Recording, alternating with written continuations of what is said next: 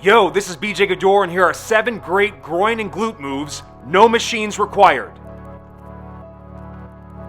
The adductors, also known as the inner hip thigh or groin region, function to pull the legs together, whereas the abductors, also known as the lateral hip or glute region, function to pull the legs apart.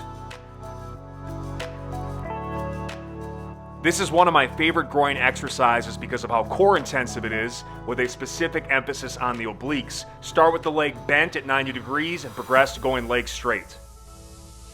In my honest opinion, the sliding leg curl is the best hamstring exercise on the planet because it works both the high hamstrings and hip extension and the lower hamstrings with knee flexion. Having a mini band wrapped around the knees increases lateral hip activation as you push the band apart. You can also get more pelvic floor activation and groin or adductor emphasis by squeezing a ball between the legs. Shuffle walks are a great groin and glute exercise. They're made even better by adding a mini band above the knees to get lateral resistance and dumbbells or kettlebells to add vertical resistance. This drill puts the adductors under a loaded stretch, training them as decelerators, and it's also excellent for preventing groin pulls. You can't properly train the groin until you get full hip adduction mobility.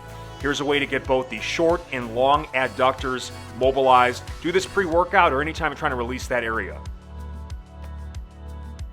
Last but not least, if you feel excessive tightness or tension in your groin anytime you're in a deep squat or lateral lunge position, it's time to foam roll that region to improve tissue quality. Do it for 2 to 5 minutes per side, pre-workout, or anytime you feel some tension and tightness.